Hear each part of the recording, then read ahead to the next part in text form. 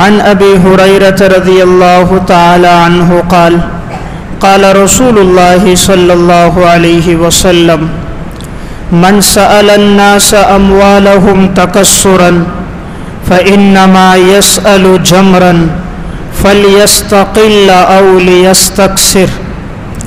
رواہ مسلم۔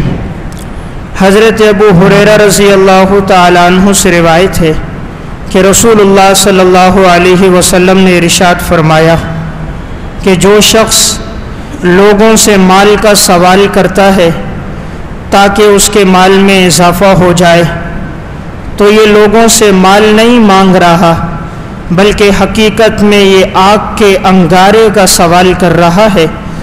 فَلْيَسْتَقِلَّ أَوْ لِيَسْتَكْثِرْ، اس کی مرضی ہے کہ یہ انگارے وہ دوسروں سے کم مانگے یا یہ انگارے دوسروں سے زیادہ مانگے۔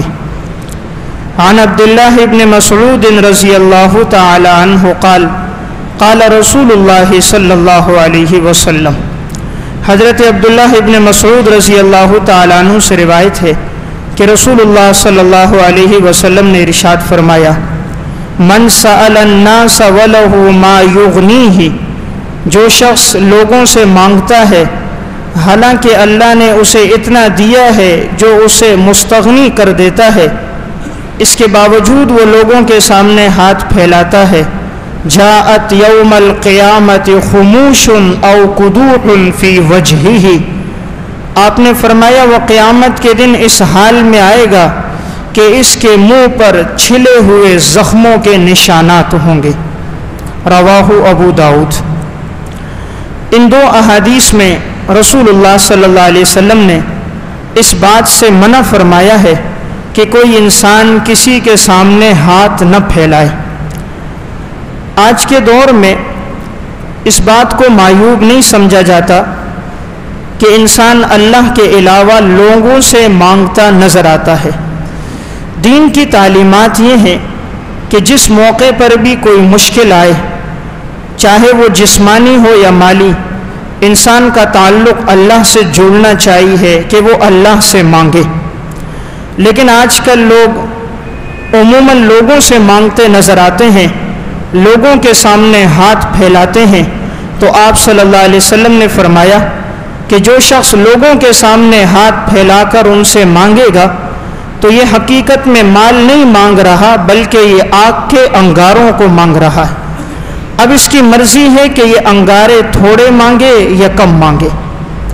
دوسری حدیث میں آپ نے فرمایا کہ جو لوگوں کے سامنے ہاتھ پھیلا کر مانگتا ہے قیامت کے دن یہ اس حال میں آئے گا، اس کا یہ چہرہ زخموں سے چھلا ہوا ہوگا، کیونکہ یہ اس چہرے کے ذریعے لوگوں کے سامنے یہ ظاہر کرتا تھا کہ میں مشکل میں ہوں، تکلیف میں ہوں، میرے گھر کے حالات اس طرح کے ہیں، میں مجبوری کی حالت میں ہوں، تو یہ چہرے کی بناوٹ کے ذریعے سے، چہرے کے آثار کے ذریعے سے یہ دکھلاتا تھا، تو اس کو اللہ اذیت اور تکلیف بھی اسی طرح کی دے گا۔ اس لیے اس گناہ سے اپنے آپ کو بچانا چاہیے۔ انسان پر جب بھی کوئی مشکل آئے وہ اللہ سے مانگے۔ نبی اکرم صلی اللہ علیہ وسلم نے ارشاد فرمایا لِيَسْأَلْ أَحَدُكُمْ رَبَّهُ حَاجَتَهُ كُلَّهَا، تم میں سے ہر انسان اپنی ہر ضرورت اپنے رب سے مانگے، حَتَّى يَسْأَلَ شِسْءَ نَعْلِهِ إِذَا انْقَطَعَ۔ میرا گزر ہو رہا تھا، وہ ایک جنگل تھا، تو راستے میں اچانک ڈاکو آئے اور انہوں نے آ کر میرے سواری کے ارد گرد گھیرا لگا دیا اور مجھے سواری سے اتارا۔ ان سب کے پاس اسلحہ موجود تھا۔ میں نے ان سے کہا تمہیں کیا چاہیے؟ انہوں نے کہا تمہارا مال بھی چاہیے، تمہاری جان بھی چاہیے۔ ابو معلق انصاری نے کہا یہ مال لے لو، جان سے تمہیں کیا فائدہ ہوگا؟ انہوں نے کہا نہیں، ہم مال بھی لیتے ہیں اور اس کو قتل بھی کرتے ہیں۔ اس صحابی نے کہا اگر تم نے یہی کرنا ہے تو مجھے 4 رکعت نفل نماز پڑھنے کی مہلت دے دو۔ انہوں نے کہا 4 نہیں 8 پڑھو۔ انہیں کیا معلوم ہے کہ بندے کا جب رب سے تعلق جڑ جاتا ہے تو عرشوں سے مدد کے لیے اللہ پھر فرشتوں کو بھیجتا ہے۔ اس نے کہا 4 کی جگہ 8 پڑھو۔ ابو معلق انصاری نے 4 رکعت نماز کی نیت باندھی، 4 رکعت نوافل پڑھے، اس کے بعد دعا کی کہ اے عرشوں کے مالک، اے زمین آسمان کے رب، اے کائنات کو پیدا کرنے والے، یہ شخص مجھے بلا وجہ قتل کر رہا ہے، میں اسے مال بھی دے رہا ہوں لیکن پھر بھی یہ میری جان کے در پہ ہے۔ تو اس نے یہ جملہ کہہ دیا، یا مغیث اغثنی، یا مغیث اغثنی، یا مغیث اغثنی، اے فریادوں کو پورا کرنے والے، اے پریشان حال انسان کی مدد کرنے والے، اے مجبور اور لاچار کی مدد کرنے والے، تو میری مدد کر۔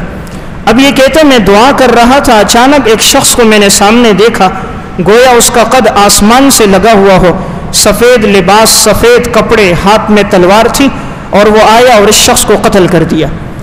میں نے اس سے پوچھا تو کون ہے، کہاں سے آیا؟ میں نے تیری جیسے جسامت والا شخص کبھی نہ دیکھا۔ اس نے کہا میں چوتھے آسمان کا فرشتہ ہوں، جب تو نے اللہ سے دعا کی کہ اے اللہ تو میری مدد کے لیے کسی کو بھیج، تو اللہ نے مجھے کہا کہ جلدی جا، اس کے ہاتھ نیچے نہ ہو اور تو اس کی مدد کے لیے پہنچ جا۔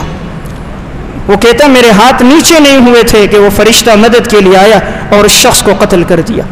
تو انسان اللہ سے مانگے، اللہ کے دربار میں کمی کوئی نہیں، ہاں ہمارے مانگنے میں کمی ہے، اس لیے ہمیں اس سے منع کیا جا رہا ہے مخلوق کے سامنے ہاتھ نہ پھیلاؤ، رب کے سامنے ہاتھ پھیلاؤ۔ رسول اللہ صلی اللہ علیہ وسلم فرماتے ہیں ادعوا اللہ وانتم موقنون بالاجابہ، اللہ سے دعا اس طرح کرو کہ تم یقین رکھو اس دعا کی قبولیت کا، یقین رکھو کہ میرا رب میری دعا قبول کرے گا۔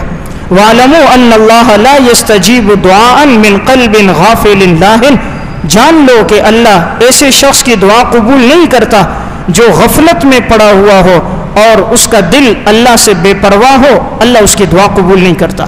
ہاتھ تو اٹھائے ہیں، توجہ کہیں اور ہے، زبان سے کلمات تو کہہ رہا ہے، دل و دماغ کہیں اور متوجہ ہے، تو اللہ ایسے شخص کی دعا قبول نہیں کرتا۔ اس لیے ہمیں حکم یہ ہے کہ اللہ کے علاوہ انسان کسی سے ہاتھ نہ کسی کے سامنے سوال نہ کرے، اللہ سے مانگے، اللہ ضرورت کو پورا کرتا ہے۔ ایک مجاہد سفر میں نکلے، امام ذہبی رحمہ اللہ نے تذکرۃ الحفاظ میں واقعہ لکھا، یہ مجاہد جہاد کے سفر میں نکلے تھے، ان کے پاس سواری میں اپنا گدھا موجود تھا، اس پہ ان کا سارا ساز و سامان تھا۔ یہ جا رہے تھے، راستے میں چلتے ہوئے ایک موقع ایسا آیا کہ یہ سواری سے اترے، اللہ کا کرنا کہ وہ گدھا مر گیا۔ اب اس مجاہد نے 2 رکعت نماز پڑھی اور اللہ سے دعا کی کہ اے اللہ میں تیرے سفر میں نکلا ہوں، میں تیرے علاوہ کسی کے سامنے ہاتھ نہیں پھیلاؤں گا، گدھے کو حیات بھی تو نے دینی ہے، موت بھی تیرے حکم سے آتی ہے، تو تو اس کو حیات دے تاکہ میں اپنی منزل تک پہنچ جاؤں۔ اب اس کی دعا ختم نہیں ہوئی تھی کہ گدھا اپنے کانوں کو ہلاتا ہوا کھڑا ہو گیا۔ 2 رکعت نماز میں اللہ نے وہ طاقت ڈالی تھی۔ تو ہمیں حکم یہ ہے کہ اللہ کے علاوہ انسان کسی کے سامنے ہاتھ نہ پھیلائے، اللہ سے مانگے۔ آج کل ہمارے معاشرے میں عموماً نوجوانوں میں بھی یہ کہنے میں دیکھنے میں نظر آتا ہے، جی کام نہیں مل رہا، جی مزدوری نہیں مل رہی، بے روزگاری ہے، تو لوگوں کے سامنے ہاتھ پھیلاتے ہیں، کبھی ایک سے قرض مانگا، کبھی دوسرے سے مانگا۔ جو محنت مزدوری کرنے والا ہوتا ہے اسے مانگنے کی ضرورت نہیں پیش آتی۔ سردی کا موسم آیا تو اس نے 10-12 ہزار روپے کا ٹھیلا لگا لیا اور سوپ فروخت کرنا شروع کر دیا۔ 8-10 ہزار کا ٹھیلا لگایا اور چپس فروخت کرنا شروع کر دیا۔ 10-12 ہزار کا ٹھیلا لگایا، سبزی فروخت کرنا شروع کر دی۔ 15-20 ہزار کا ٹھیلا لگایا، فروٹ فروخت کرنا شروع کر دیے۔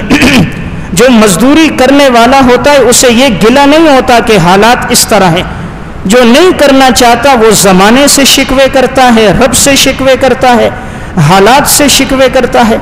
جس نے محنت کرنی ہوتی ہے وہ کسی کے سامنے ہاتھ نہیں پھیلاتا۔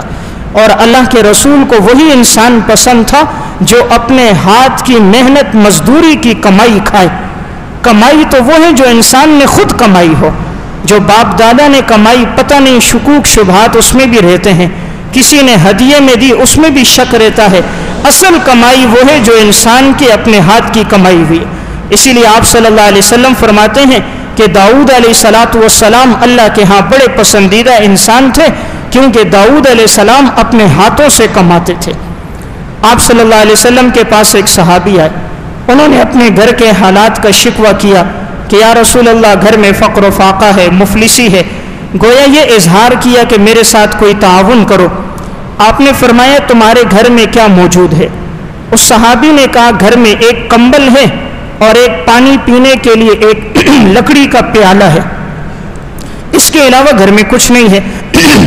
آپ صلی اللہ علیہ وسلم نے فرمایا وہ لے کر آؤ۔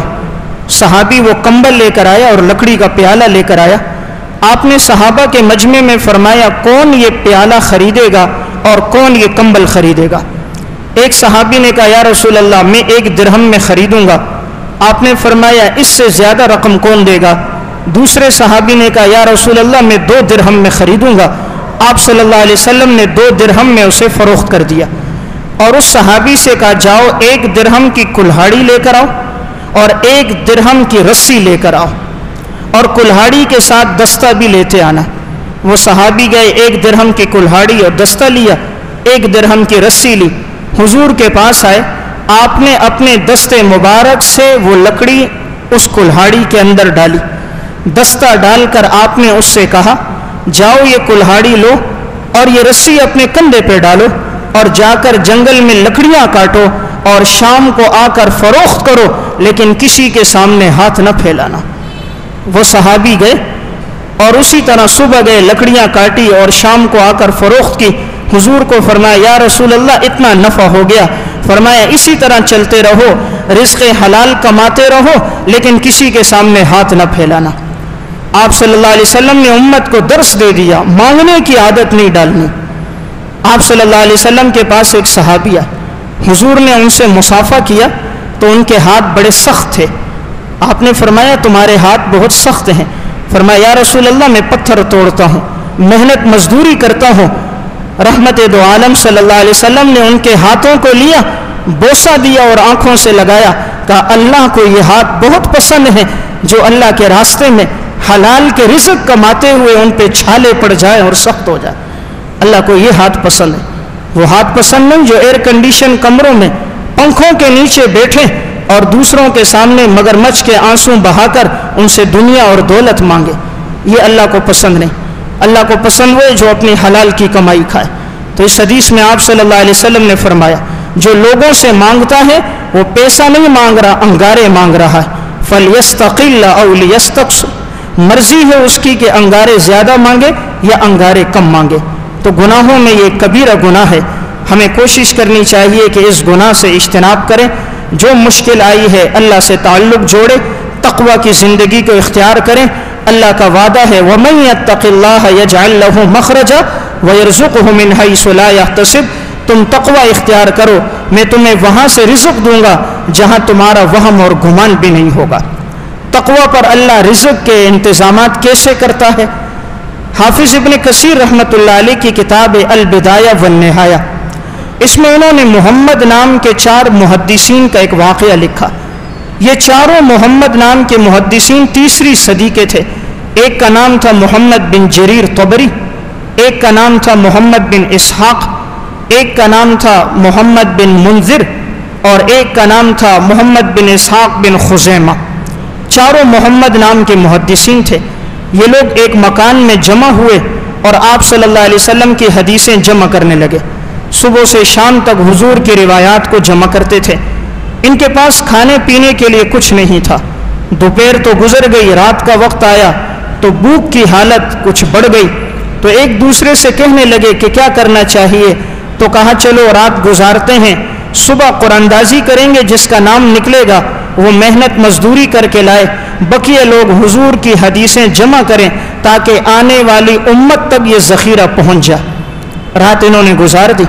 صبح جب ہوئی تو قرآن اندازی کی تو نام نکلا محمد بن نصر مروزی رحمہ اللہ کا۔ اب انہوں نے کہا تم تینوں حضور کی حدیثیں لکھو اور میں جاتا ہوں۔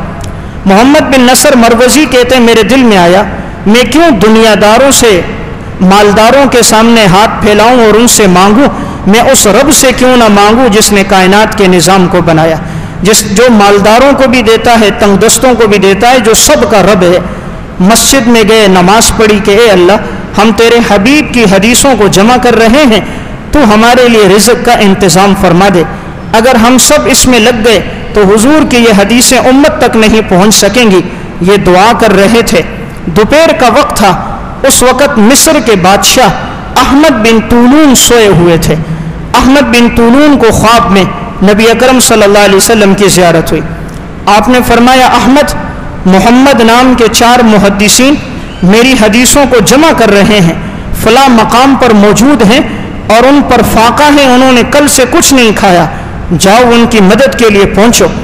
احمد بن طولون اسی وقت اٹھے، اپنے وزیر کو بلایا، کہا مختلف قسم کے کھانے بنواؤ۔ شاہی کھانے بنوائے گئے اور بڑے ہی استقبال کے ساتھ اس جگہ پہنچے۔ یہ 4 محدثین کچھ گھبرا گئے کہ اتنی بڑی تعداد آ گئی، شاید کہیں ہمیں کوئی گرفتار کر رہا ہے یا کس لیے آئے ہیں۔ جب پہنچے تو بادشاہ نے کہا بتاؤ محمد بن نصر مروزی کون ہے؟ انہوں نے کہا وہ تو کمائی کے لیے نکلا تھا، اب تک لوٹا نہیں۔ بادشاہ نے کہا تلاش کرو۔ جب اس کے کارندے تلاش کرنے لگے تو دیکھا محمد بن نصر مروزی مسجد میں اللہ کے سامنے سجدہ ریز ہوئے ہیں، اللہ سے مانگ رہے ہیں۔ تو پیچھے سے ایک آیا، کمر پہ ہاتھ رکھا، کہا اٹھو، اللہ نے تمہاری دعا کو قبول کر دیا ہے اور بادشاہ کو تمہارے قدموں میں لایا ہے۔ جب رب سے تعلق مضبوط ہوتا ہے بادشاہ قدموں میں آتے ہیں، اور جب رب سے تعلق کٹتا ہے تو مسلمان بادشاہوں کے قدموں میں جاتے ہیں، مالداروں کے قدموں میں جاتے ہیں۔ کہا بادشاہ آیا، اٹھو۔ محمد بن نصر اٹھے، بادشاہ نے 1000 دینار دیے۔ دینار سونے کا ہوتا ہے، 4 دینار کی قیمت 1 تولہ سونا ہے۔ 1000 دینار دیے، اس جگہ کو خرید کر مسجد کے لیے وقف کر دیا۔ 4 محدثین سے کہا تم حدیثیں جمع کرو، تم جب تک مصر میں ہوں گے تمہارا کھانا پینا، تمہارے تمام اخراجات میری طرف سے ہوں گے۔ حدیث کی تمام کتابیں فراہم کر دی، جگہ خرید کر مسجد کے لیے وقف کر دی اور حدیث کے لیے الگ ایک دارالحدیث تعمیر کر دیا۔ تو یہ ہے اللہ سے تعلق مضبوط ہونا، اللہ سے مانگنا۔ جب انسان اللہ سے مانگتا ہے تو اللہ راستے بنا دیتا ہے، اس لیے ہمیں روکا اس سے گیا ہے مخلوق سے نہ مانگا جائے۔ جب بھی کوئی مصیبت آئے انسان اللہ سے مانگے تو اللہ تعالیٰ راستے بنا دیتا ہے۔